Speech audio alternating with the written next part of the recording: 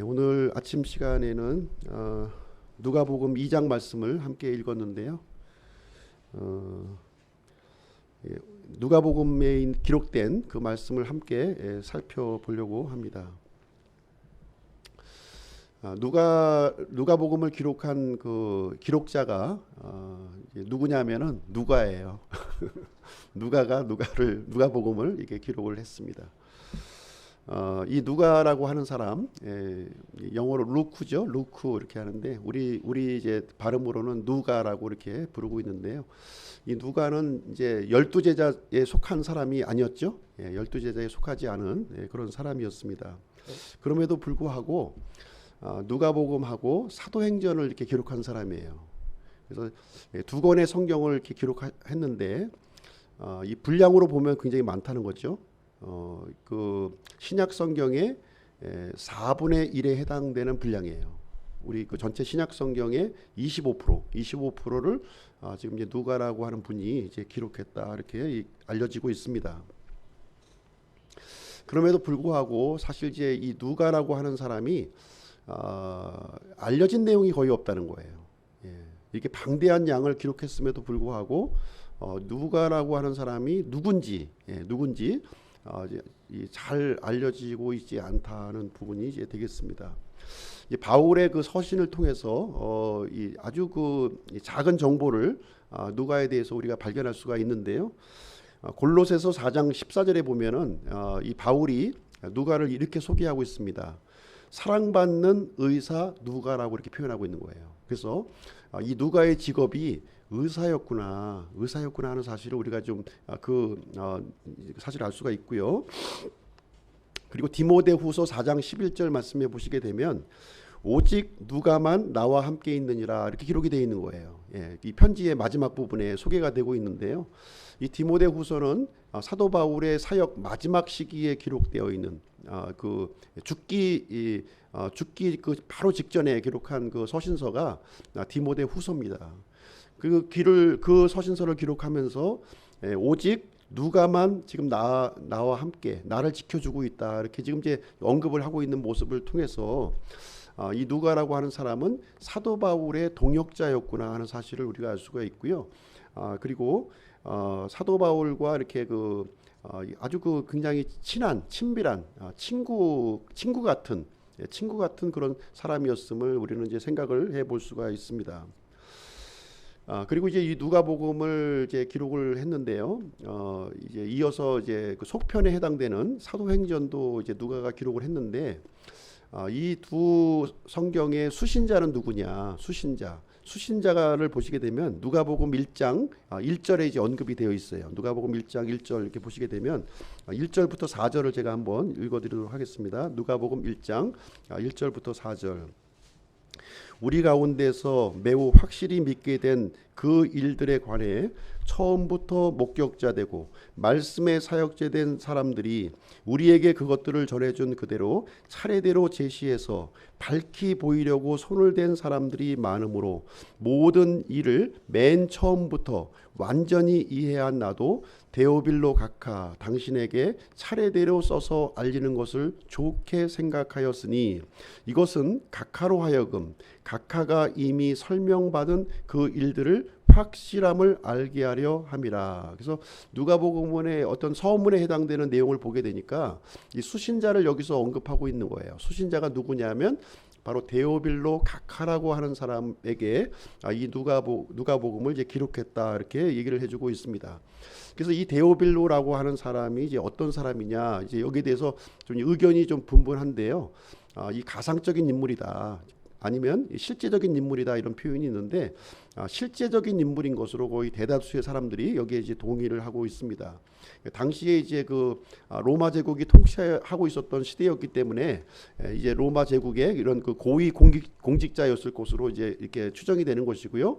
이 데오빌로 각하라고 하는 사람에게 이제 누가복음을 이제 기록하게 되었다 이렇게 이제 말을 할 수가 있는 거죠.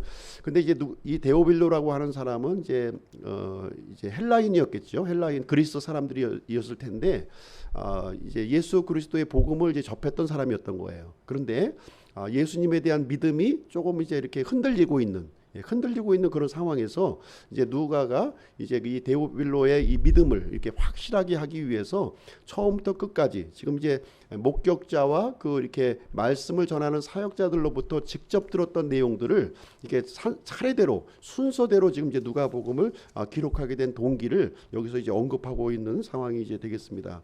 그래서 이제 누가는 이렇게 그 누가복음을 기록하면서 다른 복음과의 좀 약간 차이점이 좀 있는 거예요. 차이점이. 그래서 누가복음에는 이렇게 그 로마 제국의 이런 통치자들의 이름이 언급이 되고 있는 거예요. 예.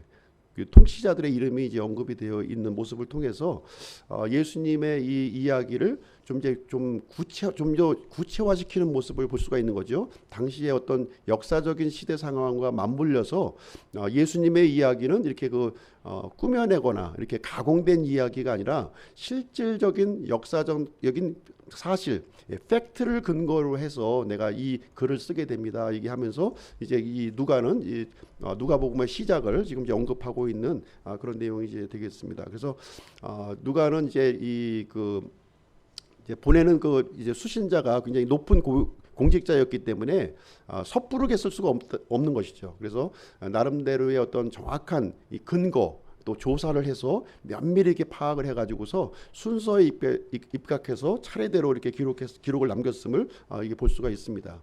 그래서 데오빌로가 지금 이제 어떻게 보면 이제 예수님에 대한 이야기를 듣긴 들었지만 이제 합리적인 의심을 하고 있는 거죠. 지금 합리적인 의심을 하고 있는 건데 어떻게 보면 이런 그 합리적인 의심도 필요하다는 거예요.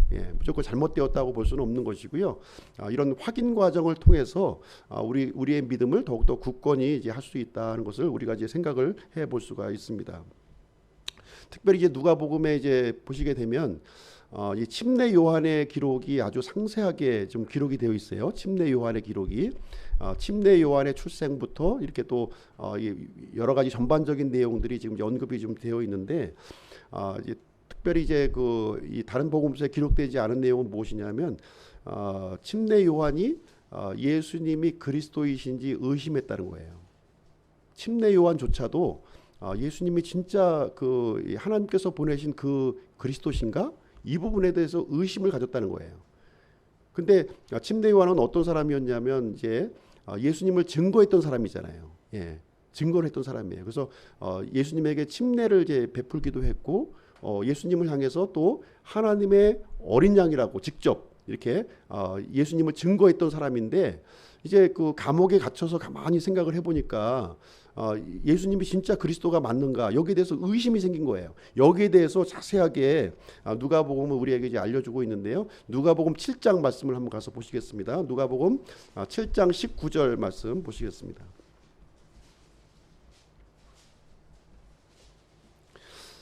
누가복음 7장 19절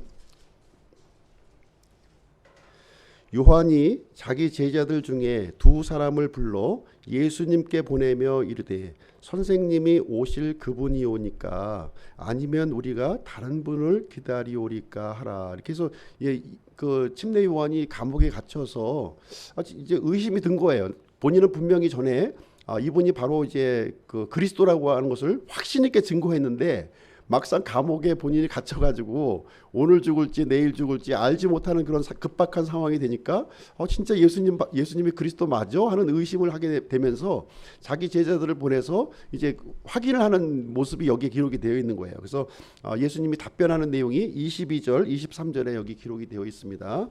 그때 예수님께서 대답하여 그들에게 이르시되 너희 길로 가서 너희가 보고 들은 것들을 요한에게 고하되 곧 눈먼 자들이 보며 다리 저는 자들이 걸으며 나병 환자들이 정결하게 되며 귀먹은 자들이 들으며 죽은 자들이 일으켜지며 가난한 자들에게 복음이 선포된다 하라. 누구든지 나로 인하여 실족하지 아니할 자는 복이 있도다 하시니라. 이렇게 얘기하면서 이제 이 요한의 믿음을 이게 흔들리는 믿음을 예수님께서 다시 이제 바로잡아주는 내용이 여기에 기록이 되어 있는 거예요. 요한은 이제 어떻게 생각했냐면 이제 이 구약의 그 메시아는 어떤 모습이냐면 정치적인 메시아였던 거예요. 경제적인 메시아였던 거예요. 뭔가 좀 이렇게 지금 아우구스투스와 같은 이 로마 제국의 황제와 같이 어떤 이 전 세계를 한꺼번에 뭔가 이렇게 좀 뭔가 변혁을 일으키는 혁명자로 생각을 했었던 거예요. 그런데 예수님의 모습을 보니까 전혀 그렇지 않거든요. 그래서 예수님에게 물어보는데 예수님이 어떻게 답변하시냐면 이런 식으로 답변을 하시는 거예요. 진짜 구원자가 해야 될 일이 무엇이냐. 로마 황제와 같이 이렇게 사람들을 그 폭력으로 억압하고 이런 것이 진짜 구원자의 모습이 아니다. 진정한 구원자의 모습을 여기서 보여주고 있는 거예요. 여기서 정상적이지 않은 사람들을 정상적으로 바꿔주는 사람이 바로 구원자의 하는 그런 역할이라고 하는 사실을 여기에서 이제 알려주고 있어요. 그래서 예수님으로 인해서 실족하지 않는 사람이 복이 있다. 그래서 하나님의 말씀을 우리가 주의 깊게 우리가 살펴보아야 되는 거예요. 그래서 성경에서는 분명히 구원자만이 할 수 있는 일, 독특한 일을 성경은 우리에게 이제 기록을 해주고 있다고 하는 것이죠. 그것이 무엇이냐면 눈먼 자들을 보게 해주고 다리 저는 자들을 걷게 해주고 나병 환자들이 정결하게 되고 귀목은 자들이 듣게 하는 것이고 죽은 자들이 또 살아나고 가난한 자들에게 복음이 전파되어지는 이 일이 바로 그리스도 일이요 내가 그리스도라고 하는 사실을 여기서 분명하게 예수님께서 알려주고 있는 것입니다. 그래서 오직 메시아만이 할 수 있는 그 일을 예수님께서 하고 계시고 내가 하고 있는 일을 통해서 내가 그리스도라고 하는 사실을 분명하게 확신을 가져라 하고서 지금 이제 여기서 언급하고 있는 내용이 이제 되겠습니다. 그래서 오늘 이제 누가복음 내용을 통해서 이렇게 예수님이 어떤 일을 하셨는가 이것을 주의 깊게 살펴보면 바로 그분이 그리스도이셨구나 하는 사실을 우리가 발견할 수 있다는 거예요. 의심의 여지 없이 확고한 믿음을 우리가 가질 수 있다 하는 것을 여기서 알려주고 있는 내용이 이제 되겠습니다. 그래서 오늘 본문의 말씀을 통해서 누가복음에 나타난 그리스도라는 제목으로 오늘 본문 말씀을 전해드리도록 하겠습니다. 자, 누가복음 2장 1절 2절 말씀을 한번 보시도록 하겠습니다. 누가복음 2장 1절 2절 예수님께서 이제 사람의 몸을 입고 출생하시는 장면이 거기에 이제 기록이 되어 있는데요. 어느 시점에 태어났는지 그 역사적인 배경을 우리에게 소개를 해주고 있어요. 1절 2절 그 무렵에 카이사르 아우구스투스가 칙령을 내려 온 세상이 조세 등록을 하게 하였는데 이 조세 등록은 구레뇨가 시리아의 총독이었을 때 처음 한 것이더라. 이렇게 예수님이 탄생하셨던 시점에 그 이야기를 여기서 누가가 지금 언급을 하고 있는 내용이 되겠습니다. 이 카이사르 아우구스투스라고 하는 사람은 어떤 사람이냐? 로마 제국의 초대 황제예요. 로마 제국의 초대 황제입니다. 원래 이제 줄리어스 시저의 조카였는데 양아들로 이렇게 입적이 되죠. 입적이 돼서 그러다가 이제 이 줄리어스 시저가 누구한테 죽습니까?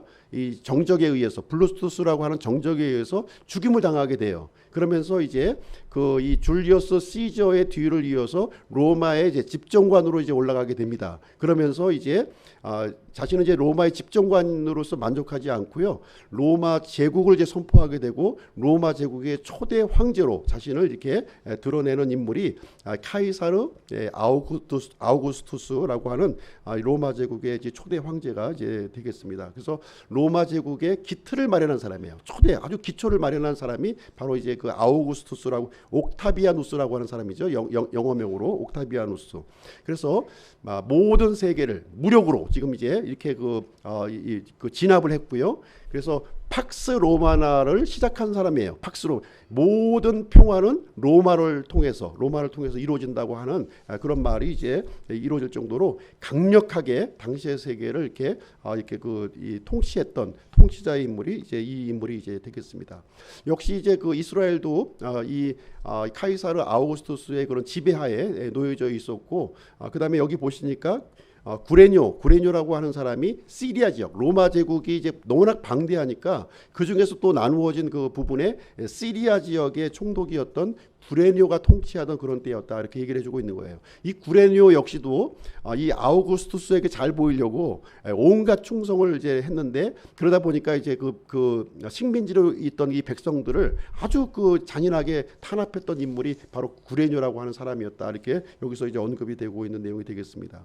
그리고 이제 당시 이스라엘을 통치하고 있었던 사람은 누구였냐?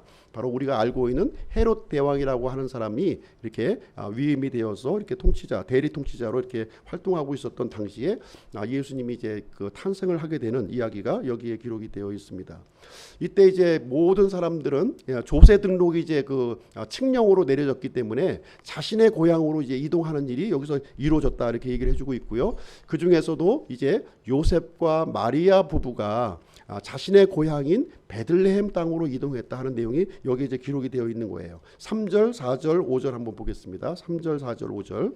모든 사람이 조세 등록을 하러 저마다 자기의 도시로 가매 요셉도 다윗의 집과 혈통에 속하였으므로 갈릴리의 나사렛시에서 나와 유대로 올라가 베들레헴이라 하는 다윗의 도시에 이르러 자기의 정혼한 아내 마리아와 함께 조세 등록을 하려 하였는데 그녀가 아이를 베어 배가 불렀더라 이렇게 기록을 해주고 있습니다.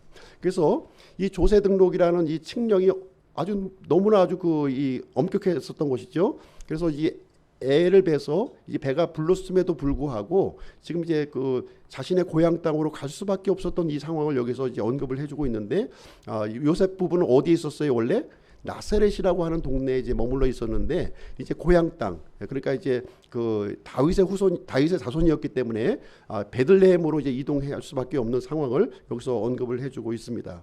나사렛에서 갈릴리에 있는 나사렛에서 유대에 있는 베들레헴 땅으로 이렇게 이동을 하려면은 그 거리가 어떻게 되느냐? 직선 거리로 120km라는 거예요. 직선 거리로 120km예요.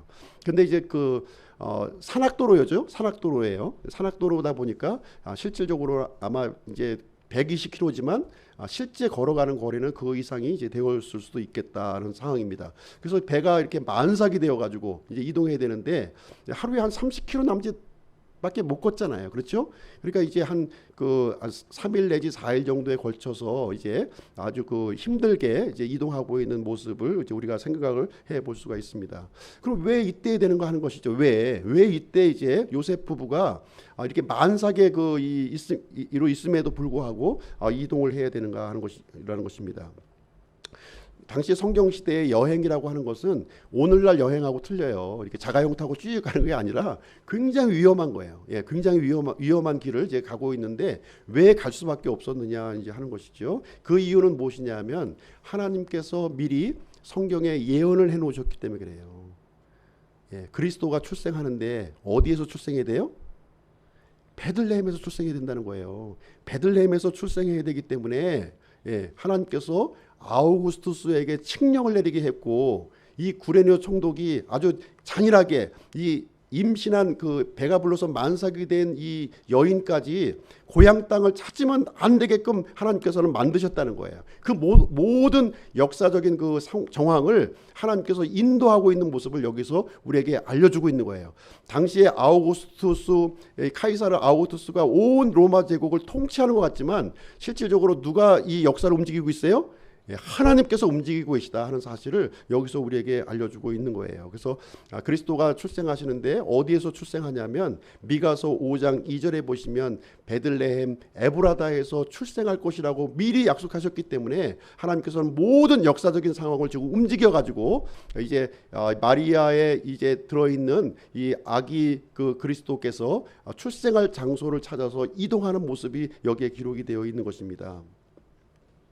그런데 이제 참 이 6절 7절 한번 보겠습니다. 6절 7절 이처럼 그들이 거기 있을 때에 그녀가 해산할 날들이 다 차매 그녀가 자기의 맏아들을 낳아 포대기로 싸서 구유에 뉘었으니 이는 여관에 그들을 위한 방이 없었기 때문이더라. 그래서 이제 이 베들레헴까지 참으로 힘든 걸음을 이렇게 해서 왔는데 아이를 낳을 장소를 구하지 못하는 거예요. 아이를. 그래서 어디로 들어가요? 말 구유에 들어가서 해산할 수밖에 없었던 하나님의 아들이 사람의 몸을 입고 이 땅에 오시는데 그 선택된 장소가 어디였냐면 사람이 머무는 곳이 아니라 짐승이 머무는 그 장소에서 출생하게 되는 이 상황을 여기서 언급을 해주고 있습니다. 그래서 예수님이 이제 이 땅에 오시는데 비천한 몸으로 이렇게 오신다는 거예요. 이 비천한 몸으로, 비천한 몸으로. 이 사람의 몸을 성육신하는 모습으로 이제 이 땅에 오셨는데 아주 낮은 자리로 이 비천한 자리로 예수님이 이제 오시게 되었다 이렇게 우리에게 알려주고 있습니다. 그래서 우리는 이제 사람들은 자꾸 높아지려고 하죠. 높아지려고 하고 또 사람들 위에 군림하려고 하는데 하나님의 아들로 오신 이 그리스도는 어떤 모습을 보여주고 있어요? 낮아지는 모습을 보여주고 있고요. 이렇게 자신을 비우는 모습을 보여주고 있고요. 궁극적으로 자신의 생명을 이렇게 내어주기 위해서 이 땅에 오셨다는 거예요. 우리가 예수 그리스도를 오늘날 믿는다고 하는데 예수님 믿는다는 것은 무엇입니까? 우리가 잘 되려고 하고 높아지려고 하고 뭔가 채우려고 우리가 예수님을 믿는다고 하면 우리는 잘못 믿고 있다는 거예요. 우리는 예수님처럼 우리가 낮아지고 나를 비우고 심지어 나의 생명을 내어주시기까지 이렇게 보여주신 예수님을 믿고자 한다면 우리는 그 모습을 따라가는 것이 바로 올바른 믿음이다 하는 것을 우리는 생각을 해볼 수가 있습니다. 8절 말씀 한번 보겠어요. 8절 말씀을 보시게 되면 바로 그 지역에 목자들이 들에 거하며 밤에 자기 양떼를 지키더라. 그래서 예수님의 그리스도의 탄생 소식이 제일 먼저 전달된 곳이 어디냐면 바로 목자에게 전달되어졌다. 이렇게 우리에게 이제 알려주고 있는 거예요. 들판에서 양떼를 이렇게 돌보고 있었던 목자들에게 그리스도의 탄생 소식이 제일 먼저 전달이 되었습니다. 그래서 이 베들레헴에 있는 이 양떼는 무엇이냐면은 희생물을 위해서 준비한 양떼들이었어요. 이 성전에 그 희생물로 드려질 그 양떼들을 이렇게 키우는 장소가 어디였냐? 바로 베들레헴이었다는 거예요. 베들레헴과 이 예루살렘은 굉장히 가까운 거리에 있었고요. 이 베들레헴은 이렇게 그 풀들이 굉장히 많이 있었기 때문에 양떼를 여기서 이제 키우고 있었는데 그 목자에게 이제 그리스도의 탄생 소식이 제일 이제 먼저 전해지게 되었습니다. 그래서 인류의 희생물로 오신 그리스도, 인류의 희생물로 오신 그리스도께서 이 베들레헴 땅에 이렇게 탄생을 하셨고요. 제일 먼저 그 희생물을 관리하고 있던 그 목자들에게 제일 먼저 이 소식이 전달되어졌다. 이렇게 성경은 우리에게 알려주고 있는 것입니다. 9절 11절 한번 보겠습니다. 9절 11절 보라 주의 천사가 그들에게 임하고 주의 영광이 그들 주위를 두루 비추매 그들이 심히 두려워하더라. 천사가 그들에게 이르되 두려워하지 말라. 보라 내가 온 백성에게 미칠 큰 기쁨의 좋은 소식을 너희에게 가져왔노라. 이날 다윗의 도시에 너희를 위해 구원자 곧 그리스도 주께서 태어나셨느니라 하면서 이제 주의 천사들이 지금 이제 이 목자에게 지금 이제 어떤 소식을 전해주고 있습니까? 큰 기쁨의 좋은 소식, 이 복음의 메시지를 제일 먼저 전달을 해주게 됩니다. 그래서 이날 구원자 곧 그리스도 주께서 태어나셨느니라 이렇게 말씀하심으로 인해서 지금 이제 사람의 몸을 입고 오신 이 구원자께서 평화를 주시기 위해서 오셨다는 거예요. 로마를 통해서 평화가 이루어지는 것이 아니라 바로 하나님께서 보내주신 분, 이분을 통해서 평화를 우리에게 주신다고 하는 사실입니다. 그리고 이 구원자를 통해서 기쁨을 주신다는 거예요. 그것도 큰 기쁨의 소식을 우리에게 주신다고 하는 사실입니다. 그래서 예수 그리스도 구원자께서 주시는 이 평화와 기쁨은 세상이 주는 그 평화와 기쁨이 아니라는 거예요. 하늘에 속한 평화와 기쁨을 그리스도께서는 우리에게 전달해 주신다고 얘기를 해주고 있습니다. 그래서 이것은 이 아우구스투스와 같이 세상을 군림하는 이 통치자를 통해서 오는 것이 아니라 이렇게 그리스도와 같이 이렇게 낮아지시고 비워주시고 자신의 몸을 버리신 그리스도를 통해서 임하게 된다고 하는 사실을 우리에게 알려주고 있다고 하는 사실입니다. 그래서 오늘 누가복음에 나타난 이 그리스도에 대해서 좀 말씀을 드리기를 원하는데요. 첫 번째는 사람의 아들로 오신 그리스도시라는 거예요. 특별히 이제 누가복음은 사람의 아들이라는 부분에 초점이 맞춰져 있어요. 예수님의 그리스도의 인성에 대해서 초점이 맞춰지고 있다는 것을 우리에게 알려주고 있습니다. 영원하신 하나님께서 사람의 몸을 입고 인류 역사 속으로 들어오셨다는 거예요. 지금 어떻게 오셨나요? 사람이 출생하는 똑같은 방식으로 이제 여자의 몸에 이렇게 잉태하셔서 출산의 과정을 거쳐서 이 세상에 오셨다고 이렇게 말씀을 해주고 있습니다. 그러면 왜 사람의 아들이 되어서 오셔야만 했나요? 이 인류의 이 구원자께서 왜 사람의 몸으로 사람의 아들로 오셔야만 됐나요? 그 이유는 단 한 가지입니다. 죽으시기 위해서 오신 거예요. 하나님은 죽으실 수가 없는 분이시기 때문에 죽을 수 있는 이 사람이 되신 것입니다. 그래서 죽을 수 없는 하나님께서 죽기 위해서 사람의 몸으로 이 땅에 오셨다, 이렇게 우리에게 알려주고 있습니다. 그래서 마태복음에 보시게 되면 족보가 나오죠. 족보. 누가복음에도 역시 족보가 나옵니다. 그런데 이 마태복음을 보시게 되면 예수님을, 그리스도를 어떻게 소개하고 있냐면 아브라함의 자손이요, 다윗의 자손으로 소개를 하고 있는 거예요.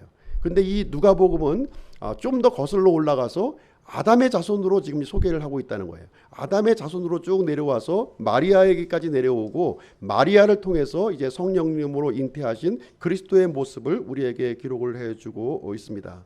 그래서 첫사람 아담은 이 모든 인류를 죄와 사망으로 이렇게 몰아넣었어요. 그러나 이 처녀 마리아를 통해서 태어난 이 그리스도는 둘째 사람으로서 마지막 아담으로 이 땅에 오셨다고 하는 사실입니다. 그래서 첫사람 아담이 범했던 그 죄 문제를 해결하기 위해서 그리스도께서는 둘째 사람, 마지막 아담으로 마리아에게서 출생하셨음을 우리에게 얘기를 해주고 있습니다. 그래서 이 인류에게 가장 큰 문제인 죄와 죽음의 문제에 종지부를 찍기 위해서 이제 마지막 아담으로 오셨음을 여기서 누가복음은 우리에게 알려주고 있는 내용이 이제 되겠습니다.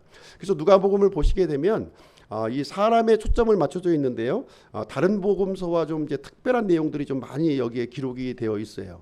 어떤 그 내용이 이제 좀 구별이 되냐면은, 마태복음 같은 경우에는 유대인의 왕으로 오신 그리스도예요. 유대인의 왕의 초점을 맞춰서 이제 기록이 되어 있는데, 이제 누가복음은 사람에게 초점이 맞춰져 있다, 이렇게 말씀드렸습니다. 그래서 이제 이 마태복음은 하늘의 왕국의 비유가 많이 나와요.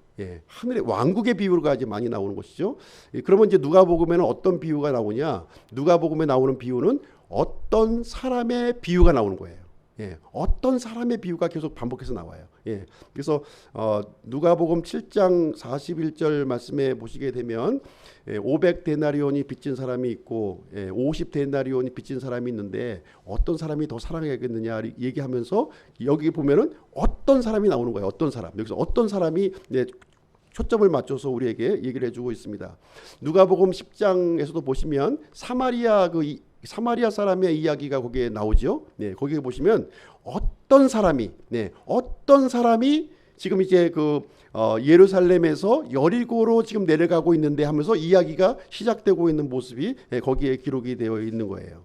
그리고 누가복음 13장에도 역시 마찬가지로 어떤 사람의 이야기가 거기에 기록이 되어 있어요. 어떤 사람이 자기 포도원에 무화과 나무를 심었는데 그 나무가 열매를 맺지 않는다 하는 얘기를 거기서 이제 해주고 있습니다.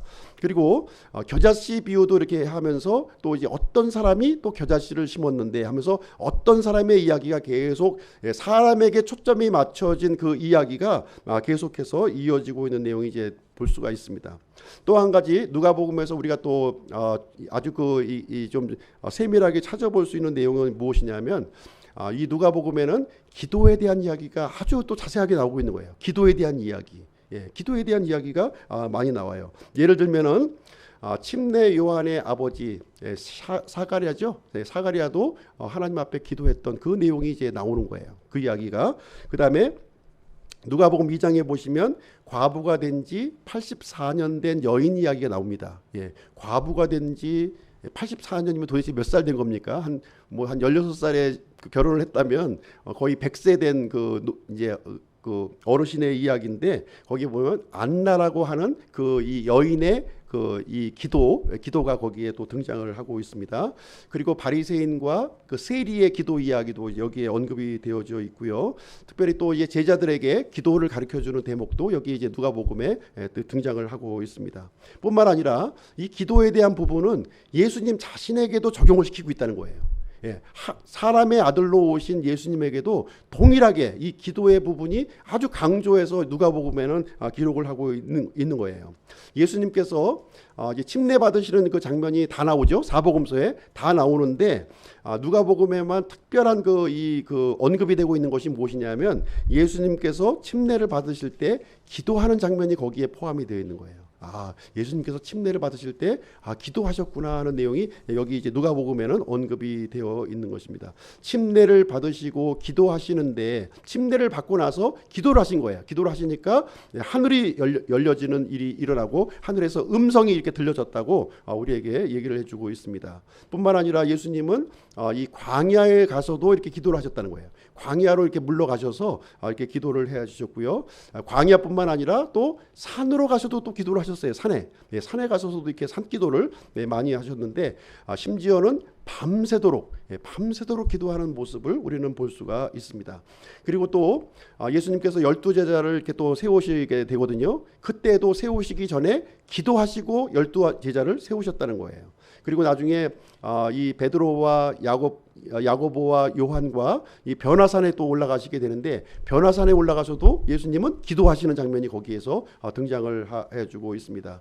그리고 예수님께서 십자가에서 죽으실 때 바로 그 전날 밤에 그 겟세마네 동산에서 기도하는 내용이 나오는데요. 그 마치 땀을 흘리시는데 피 같은 땀을 이렇게 흘리셨다고 하는 그 아주 기도하는 그 장면이 아주 생생하게 이렇게 기록이 언급이 되어져 있습니다. 그리고 예수님은 십자가에 못 박혀서 이렇게 또 고통 중에 있으시면도 이 기도하시는 예수님의 모습을 기록을 하고 있습니다. 그래서 예수님이 하나님의 아들이시니까 무슨 기도할 필요가 있겠느냐 이렇게 하지만 예수님은 사람의 아들로서 이 기도를 통해서 아버지 하나님과 이렇게 함께 하시는 모습을 우리는 볼 수가 있는 거예요. 그래서 예수님은 습관적으로 이렇게 이 기도를 통해서 하나님과 함께 하시는 모습이 누가복음에는 아주 이 강조되어서 이렇게 우리에게 기록을 해주고 있습니다. 우리와 같이 훈련받기 위해서 기도하는 것과는 차원이 틀린 것이고요. 예수님은 이 아버지 하나님과 함께하는 것이 너무 좋았던 거예요. 너무 마치 이 허기와 목마름을 이 기도를 통해서 이렇게 해결하려고 하는 그런 마음을 가지고서 이 수시로 시간이 날 때마다 기도를 통해서 하나님을 붙잡고 하나님께 기도하는 예수님의 모습을 우리는 이제 생각을 해볼 수가 있습니다. 그래서 이 예수님은 이 사람의 아들로 오셔서 이 예수님의 이 능력이 나오는 이 원천이 어디에 있느냐? 바로 기도에서 나왔다는 거예요. 기도에서 나왔다고 하는 사실을 우리에게 가르쳐주고 있는 내용이 되겠습니다. 예수님은 사람의 아들로 오셨습니다. 그러나 우리가 겪어야 될 모든 것을 다 겪으셨지만 한 가지 차이점이 있다는 거예요. 그것은 무엇이냐면 모든 시험을 다 받으셨지만 예수님은 죄가 없으셨다 이렇게 우리에게 알려주고 있습니다. 사람의 아들로 오셨지만 죄가 없으신 분이셨습니다. 두 번째로 예수님은 어떤 분이시냐면 구원자이신 그리스도시라는 거예요. 구원자이신 그리스도이시다 이렇게 우리에게 알려주고 있습니다. 예수님은 하나님께서 보내주신 이 구원자라고 우리에게 알려주고 있습니다. 이 사실을 하나님께서 이렇게 증거해 주셨어요. 하나님께서 친히 이렇게 증거해 주셨는데 예수님이 침례를 받으시고 올라오셨을 때 하늘이 열리고 하늘의 음성이 나와서 지금 이제 예수님을 향해서 뭐라고 얘기했냐면 이 사람은 내 사랑하는 아들이다 이렇게 표현을 해 주셨습니다. 뿐만 아니라 예수님께서 변화산에 올라가셨을 때에도 하늘에서 음성이 들려졌는데 동일한 말씀을 해 주셨는 거예요. 이 사람은 내 사랑하는 아들이라고 우리에게 얘기를 해 주셨습니다. 누가복음 9장을 한번 가서 보시겠습니다. 누가복음 9장. 누가복음 9장 28절 보겠습니다. 누가복음 9장 28절부터 31절까지 제가 한번 읽어드릴게요.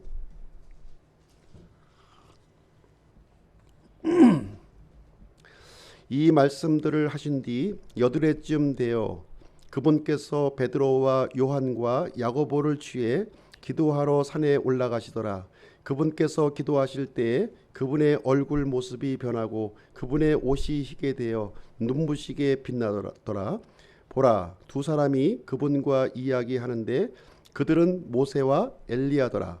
그들이 영광 중에 나타나서 앞으로 그분께서 예루살렘에서 이루셔야 할 그분의 별세에 관하여 말하였으나, 여기에 보시게 되면 이제 예수님이 지금 변화산에 올라가셔서 아주 영광스러운 모습으로 이렇게 그 변화된 모습이 이제 기록이 되어 있고요.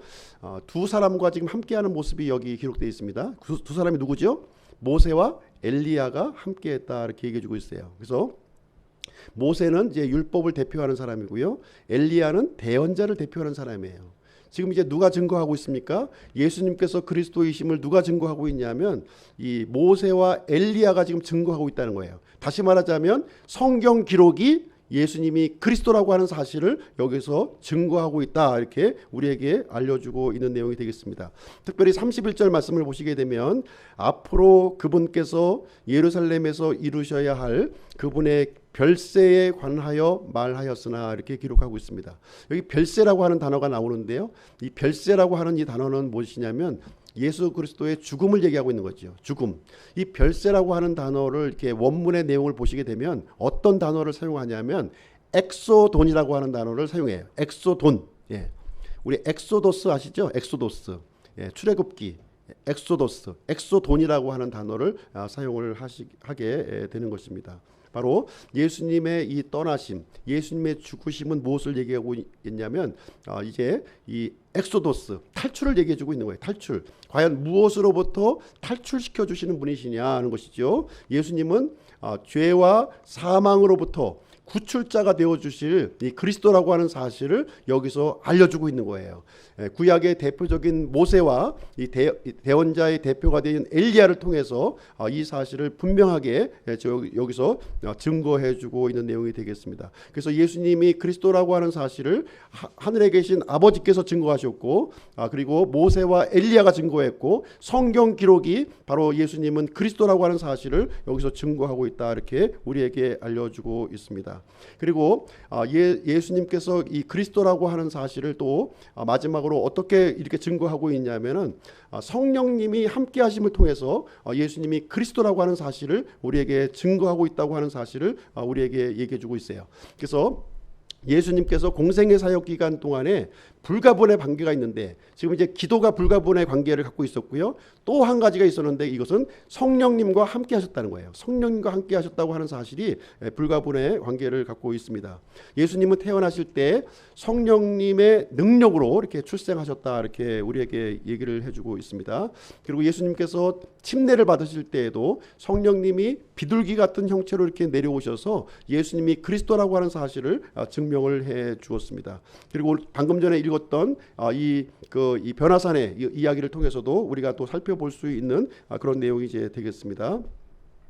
그래서 예수님께서는 이 공생의 사역 기간 동안에 많은 기적을 이렇게 행하셨어요. 많은 기적을 행하셨는데 사람의 아들로서 이렇게 살아가시면서 성령의 능력을 힘입어서 기적을 행하셨음을 우리에게 말씀을 해주고 있는 것입니다. 그래서 예수님은 이제 그리스도이심을 하늘에 계신 아버지 그리고 그 구약 성경의 기록을 통해서 증거가 되셨고 또 성령님께서 함께하심을 통해서 그리스도라고 하는 사실을 우리에게 증거를 해 주셨습니다. 세 번째로 예수님은 주님이신 그리스도라는 거예요. 예수님은 주님이신 그리스도시다 이렇게 우리에게 얘기를 해주고 있습니다. 당시에 이제 그 온 세상은 카이사르 아우구스투스가 주인이었어요. 여기에 대해서 아무도 이의를 제기할 사람은 아무도 없었습니다. 만약에 반항하는 사람이 있다면 그 사람들은 가차없이 반역죄로 처단을 해서 다 감옥에 가두거나 죽였다고 하는 사실입니다. 그래서 아우구스투스는 강한 힘으로 세상의 주인이 되었습니다. 그래서 이 세상에서 있는 모든 부와 권력과 명예를 이렇게 누리는 사람이었습니다. 그러나 하나님의 아들이신 예수님은 그러하지 않았다는 거예요. 세상의 통치자와 같이 이렇게 그런 모습을 갖지 아니했다 하는 것을 얘기를 해주고 있습니다. 오히려 이 주님으로 오신 이 그리스도께서는 어떤 모습을 보여주셨냐면은 멸시받고 천대받는 사람들을 만나주셨다는 거예요. 그 이야기가 누가복음에 자세히 기록이 되어 있습니다. 특별히 누가복음에 보시게 되면 어린아이와 여자들을 만나주시는 예수님의 모습이 아주 자세하게 거기에 기록이 되어 있습니다. 당시의 여자들은요 숫자를 헤아리지 않았다는 거예요. 예. 여기 지금 이제 이 몇 명이 앉아 있냐? 남자의 숫자만 헤아리는 거예요. 예. 여기 몇 명 있죠? 이렇게 물어보면은 4명이요 이렇게 답하는 거예요. 여자는 사람의 숫자로 계수가 안 된 거예요. 사람이 아니야. 야, 앉아있긴 앉아있지만 사람이 아니라는 거예요. 당시에 그런 상황이었어요. 그런 상황이었음에도 불구하고 예수님은 여자에 관련된 이야기를 이 누가복음은 자세하게 여기에 기록이 되어 있음을 우리에게 말해주고 있습니다.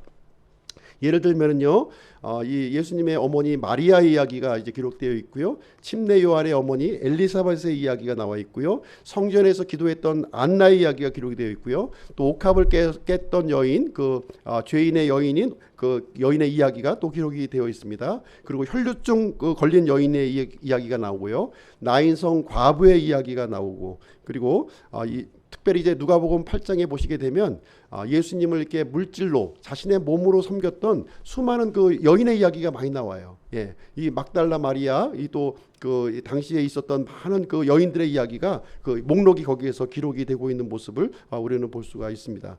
뿐만 아니라 예수님은요, 이렇게 여자와 어린아이만 관심을 가지셨을 뿐만 아니라 병자, 또 세리, 죄인들, 당시에 그 죄인이라고 불리는 이런 그 천대받는 그런 사람들을 많이 이제 만나 주셨던 그 이야기가 누가복음에 이제 기록이 되어 있습니다. 예수님은 그 사람들을 향해서 어떤 마음을 품었을까요? 긍휼한 마음, 불쌍한 마음을 가지고 그 사람들을 만나 주셨다고 이렇게 얘기를 해주고 있습니다.